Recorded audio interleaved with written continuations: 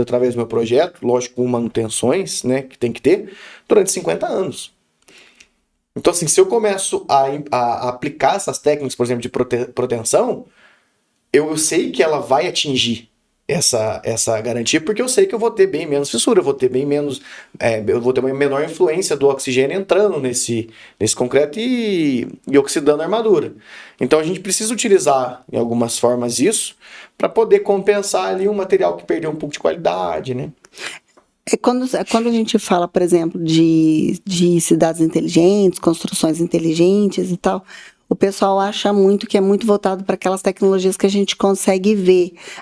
Eu vou colocar, por exemplo, automação na casa inteira. Isso é só isso é só a ponta do iceberg. Na verdade, você está utilizando de uma tecnologia que você está vendo ali, que dali 2 anos, 3 anos, ela já virou obsoleta. Sim, essas cidades inteligentes, a gente costuma falar que parece que essa parte de automação, todo mundo liga isso porque é o que vê. Porque acha que é inteligente, acha que o pessoal acha que tecnologia é isso. Mas na hora que você traz, por exemplo, um estudo que olha, que fala, proteção vai te garantir muito mais tempo de obra, vai te garantir muito mais tempo de vão. Você vai conseguir ter um vão que realmente... Sim, e por exemplo, a construção inteligente, ela não tá só na automação, pelo contrário. Por exemplo, a própria arquitetura.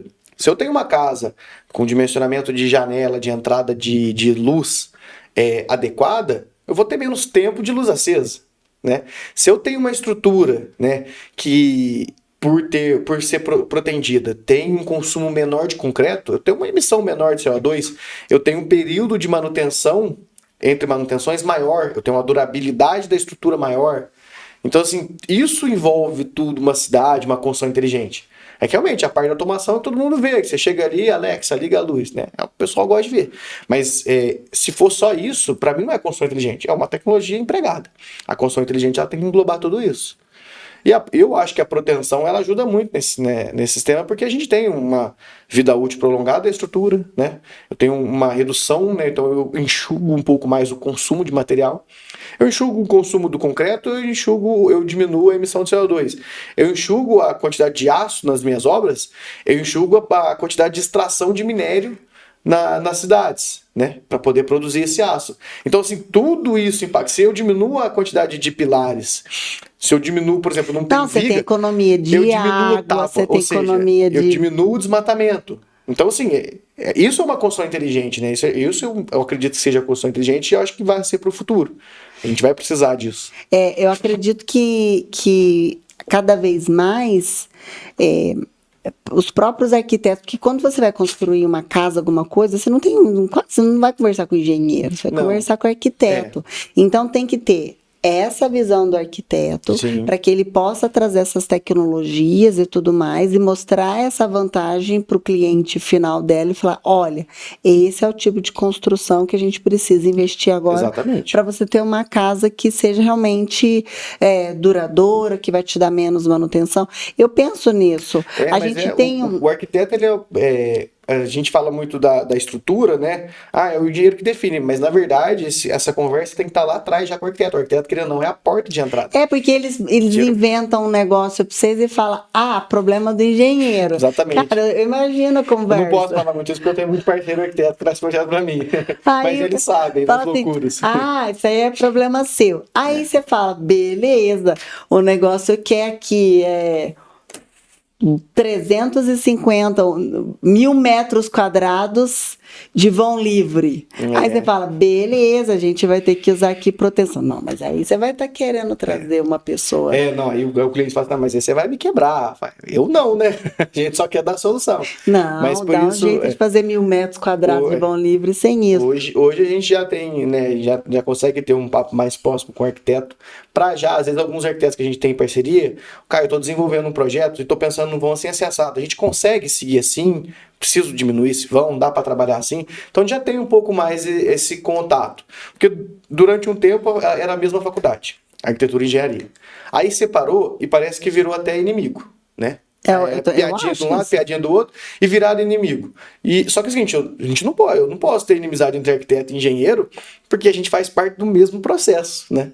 Então hoje tá voltando, né? Hoje parou com essas briguinhas, então hoje os arquitetos voltaram, né? Os engenheiros e arquitetos acabaram com isso. Então a gente tem um papo mais próximo hoje com o arquiteto. Todos os arquitetos que têm parceria comigo, eu já apareci um dia no escritório pra gente fazer uma reunião e já expliquei sobre a proteção. Então, assim, às vezes eles me procuram, Caio, me explica um pouco sobre essa proteção aí, porque eu vou passar isso aqui pro cliente, tô achando que vai dar certo nesse tipo, só que o cliente precisa entender.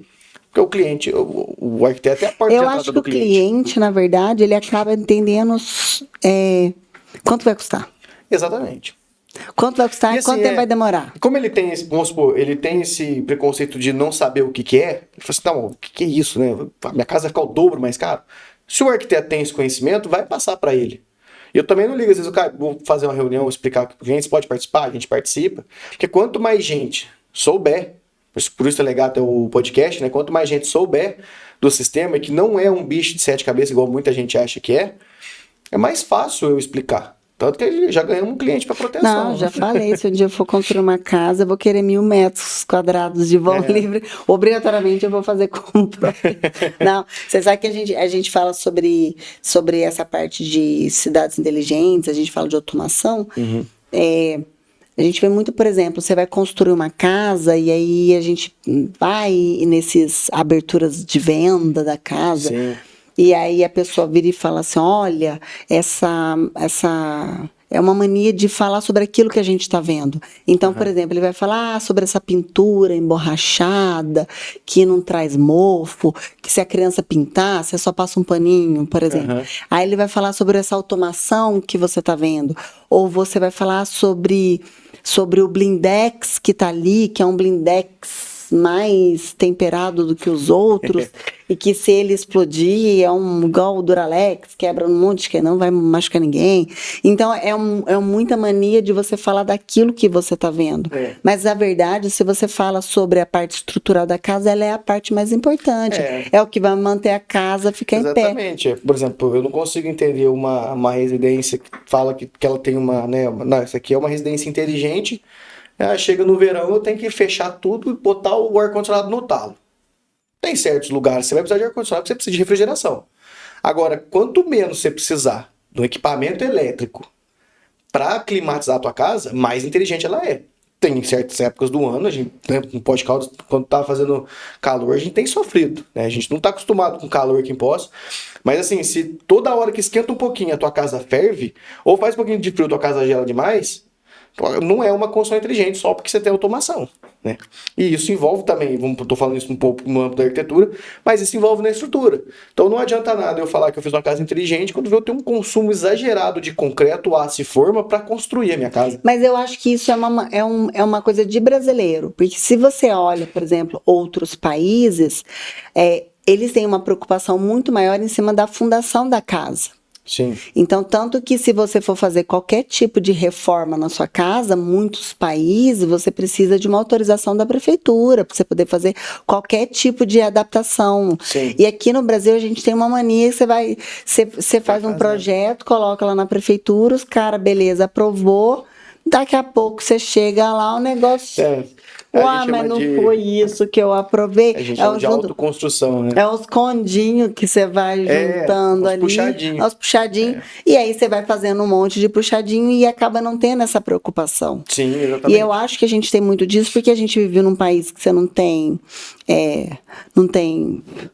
furacão, não tem terremoto, então você acaba não pensando.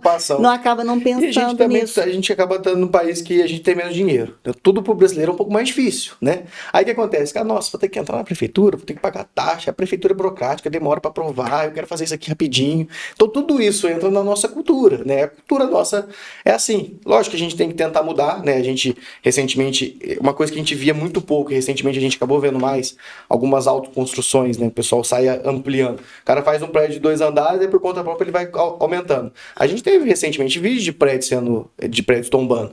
É uma coisa que a gente não via antes. Hoje tem uma preocupação muito grande Mas aí é para prédio, né? Eu, por exemplo, beleza, construir uma casa. Se eu fosse construir uma casa, eu não ia pensar muito estruturalmente. Eu ia, às vezes, pensar naquilo que a gente vê, mas é porque é o comum de todo mundo. Mas se eu fosse morar no Burj Khalifa, ou se eu fosse morar num edifício lá em Balneário Camboriú, no último andar, com certeza eu ia pensar, cara, esse negócio aqui vai parar em pé. Mas aí tá um pouco do erro, por exemplo, porque não é só porque é uma casa. Beleza, mas querendo ou não, se eu pegar um sobrado, às vezes um pilar ali, vamos falar, o pilar mais carregado de uma casa, eu posso ter 60, 70 toneladas. Querendo ou não, a gente, às vezes, fala assim, é só uma casinha, mas querendo ou não, é muito peso. Uma laje cair em cima de uma pessoa é fatal, né? Então a gente precisa, às vezes, inserir um pouco mais de medo nas pessoas. Eu acho que falta um pouco mais de conhecimento das pessoas. De entender, assim, a real. Às vezes o pessoal, a gente tinha um problema um tempo atrás, que o pessoal não queria fazer a investigação de solo pra gente fazer a fundação. Ah, não, mas quanto que custa? R$1.500. Não, mas isso aí é bíblico? Constrói seu casa em areia. Aí o que acontece? A pessoa quer fazer uma economia de R$1.500, por exemplo, ele vai construir uma casa de hoje, no mínimo, você vai construir uma casa aí tirando o tempo, você vai construir uma casa no mínimo de 700 mil. Você deixa de gastar 1.500 para fazer uma fundação decente e vai botar a tua família ali dentro. Então, assim, hoje, por exemplo, essa questão da investigação de solo, que a gente chama de sondagem, já é bem mais, né? Já tá meio que na cabeça do pessoal. O pessoal já vem com essa ideia, já aceita. Antes era uma briga. E hoje tem um pouco da proteção. A vantagem, pelo menos, é que a proteção não é obrigatória. Eu não sou obrigado. Mas é uma necessidade. Eu preciso mostrar os prós e contras, né? Se a pessoa quiser fazer, beleza. Se ela não quiser fazer, mas tiver necessidade, não tem o que fazer, né? Aí ela vai precisar fazer. Então, assim, precisa estar inserido um pouco mais na mente. O brasileiro precisa ter um pouco mais de conhecimento geral nesse ponto. E, assim, e também escutar o profissional, né? Se a gente vai no médico, o médico fala, ó, você tá mal assim, você precisa tomar esse remédio. A gente sai do consultório do médico, vai na farmácia e compra o remédio. Então, a gente precisa escutar também todos os profissionais. Ó, se o arquiteto falou para fazer isso, ele estudou para aquilo, né? Então, assim, eu vou acatar. O engenheiro falou pra gente fazer assim, que eu vou garantir segurança, que eu vou economizar. Então, eu vou acatar. Eu não vou acatar o vizinho que falou que na maioria, não, quando eu construí eu não precisei fazer isso. Google. Inteligência artificial Chat GPT, me conta sobre proteção. Então, assim, a gente precisa ter mais esse conhecimento aí, o pessoal aceitar mais a ideia, a opinião do profissional, pra gente ter um alinhamento melhor em tudo. Entendi. Então, deixa um recado para os seus amigos arquitetos, para eles estudarem sobre proteção. Tudo proteção, porque vocês vão ter menos pilares nas casas. Vocês vão poder fazer os vão livres dos seus clientes. Mas passa o vão pra gente antes para ver se dá certo. Porque senão, você dá a mão que é o braço, né? Então. Mas aí o problema é do engenheiro. Depois o problema é nosso, a gente passa o problema pro cliente, né? O cliente que paga. E você deixar um recado para os seus amigos engenheiros que estão querendo entrar para montar empresas de proteção. Eu acho que assim, se você está formando, quer trabalhar com cálculo estrutural, porque assim, a engenharia tem muito ramo, né? Eu especificamente fui para a área de estrutura, tem gente que acha que é loucura, né? Mas eu gosto. Então assim, quem está trabalhando, quem for querer trabalhar na área de concreto armado, né, de projeto estrutural, eu acho que é primordial aprender sobre proteção, porque a gente está vendo cada vez mais e eu acho que isso não retroage. É uma coisa que eu acho que não vai retroagir. A gente tem construtoras hoje que chegam pra gente, a gente tá pleiteando um orçamento com a construtora. Se você fecha, qual que é o sistema? Não, a gente vai utilizar proteção. Ele já entrega pra gente, eu quero proteção, acabou. Então, assim, hoje é muito utilizado. Então, é um conselho que eu dou, né? Eu, depois que eu formei, passou acho que 2 anos, eu comecei a estudar proteção, eu estudei por 1 ano, alguns cursos online. Hoje tem muito curso online bom, hoje a gente tem essa vantagem, né? E 1 ano estudando para depois entrar no mercado. De fato, é muito vantajoso. Então, assim, quem quiser trabalhar na área de projeto estrutural, não é obrigatório, né? Mas eu acho que é muito vantajoso saber sobre proteção. Concorrente do Caio. Quem tiver essa necessidade de abrir uma firma, né? Se fizer as coisas certinho, se aprender certinho, abrir firma de proteção é muito vantajoso também se você quiser atuar na área de execução, né? Eu tenho uma firma de um pessoal que é conhecido meu, que eles abriram realmente, tem muito serviço. Porque aqui na nossa região não tinha, né? Não Então tinha. você consegue atender todo mundo. E a diferença do preço de uma empresa de Campinas para uma empresa local, né, tá no deslocamento dela e no tamanho da empresa. Então é bem vantajoso. Eu acho que assim, o pessoal às vezes fica com medo de concorrência. Eu acho que quanto mais concorrência é legal, né, concorrência de alto nível, é melhor. Né? Eu preciso que o sistema de proteção seja difundido, que todo mundo veja que é um As sistema vantajoso, vantagens. porque senão eu nunca vou conseguir vender o meu projeto. Né? Então não adianta ter profissional, ter um tanto de concorrente que não entende nada de proteção, resolve fazer, o cliente gasta mais, né? Porque se você não souber fazer muita proteção e se você for fazer um projeto, você pode fazer o teu cliente gastar mais. Aí ele vai olhar e falar, não, isso aqui não funciona, não existe. E aí a gente tem cada vez mais gente saindo, né, dessa ideia. Então a ideia é ter bastante gente apurada assim, né, nessa parte para poder ter cada vez mais vantagem, o pessoal entender que é um sistema vantajoso. Gostei. E se alguém quiser te achar, Caio? Para me achar é só achar no meu Instagram ou então no meu telefone e no escritório. E qual que é o seu Instagram? É @enge.caiobfranco. E o seu telefone? 988496152. 35? 35. 35, que a gente ainda está aqui no interior de E se você de quiser Minas procurar no Instagram Gerais. também, Método Projetos, é o nosso escritório. Aí, aqui em Poços tá facinho de achar, Tá gente. facinho, Tá mas esse podcast aqui vai pro Brasil inteiro. Vai pro Brasil inteiro, é. Então, se alguém quiser Foi importante de o DDD fora, 35, né? tá vendo? Se alguém de fora que vai falar assim, puxa, eu tô precisando de um engenheiro bom aqui para fazer uns cálculos aqui, ó. Não pode procurar a gente. Já tem um engenheiro bom. Com certeza. Caio, foi um prazer, adorei. Prazer foi meu. Já tem uma pessoa aqui, ó, se eu for construir, com certeza, Vamos amadurecer meus essa 1.000 ideia, metros então. quadrados de vão livre, com certeza vai A gente, ser. a gente vai ser- viabiliza. Vai ser com concreto protendido. Com certeza. Obrigada, Eu viu, que pela agradeço. participação.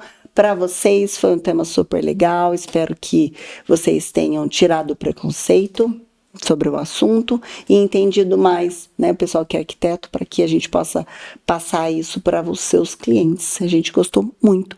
Eu espero vocês no próximo podcast. Muito obrigado. Até mais.